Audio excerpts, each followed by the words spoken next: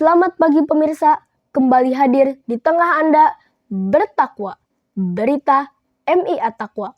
Bersama saya Fadil Aiman Fatoni selama 10 menit ke depan dengan berita yang cepat, tepat, dan akurat.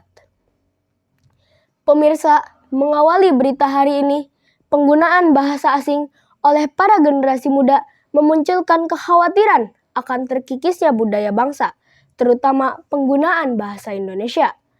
Kata-kata dan istilah asing semakin sering dituturkan dalam komunikasi sehari-hari, terutama oleh kelompok generasi Z dan generasi Alpha. Banyak kekhawatiran muncul karena menganggap fenomena ini akan mengikis penggunaan bahasa Indonesia. Menurut pendapat Dr. Uwais Fatoni sebagai dosen komunikasi di UIN Sunan Gunung Jati Bandung, bahasa Gen Z itu adalah bahasa yang mencampurkan bahasa asing dengan bahasa Indonesia. Contohnya seperti, honestly, gua disappointed with konser musik kemarin, apalagi kalau lagi musim hujan.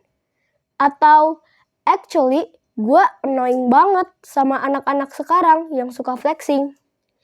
Padahal, para ahli bahasa Indonesia sudah menyerap bahasa asing menjadi bahasa Indonesia dan dihimpun dalam Kamus Besar Bahasa Indonesia atau KBBI. Fenomena demikian pada akhirnya dikaitkan dengan gaya hidup dan ingar-bingar geliat kaum muda di wilayah tertentu. Ditambah ada istilah bahasa Jaksel yang digunakan anak-anak muda di Jakarta Selatan. Memang penggunaan istilah asing yang digabungkan dengan bahasa Indonesia bukan barang baru lagi. Hanya saja, akhir-akhir ini fenomena itu kembali menyeruak karena masifnya penggunaan di media sosial. Tidak dipungkiri, memang kelompok Gen Z dan Gen Alpha lah yang tampak sering menggunakan istilah asing bercampur bahasa Indonesia. Mudahnya akses ke informasi terhadap bahasa asing serta pendidikan yang lebih digencarkan membuat mereka semakin fasih berbahasa asing. Dalam pergaulan sejumlah kelompok, penggunaan bahasa asing dianggap lumrah dan menjadi kebiasaan.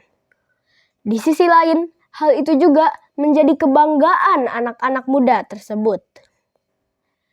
Meskipun demikian, penggunaan bahasa asing itu nyatanya tidak membuat para kaum muda benar-benar mengesampingkan bahasa Indonesia. Pemirsa, informasi tadi mengakhiri perjumpaan kita di Bertakwa, berita MI At-Taqwa.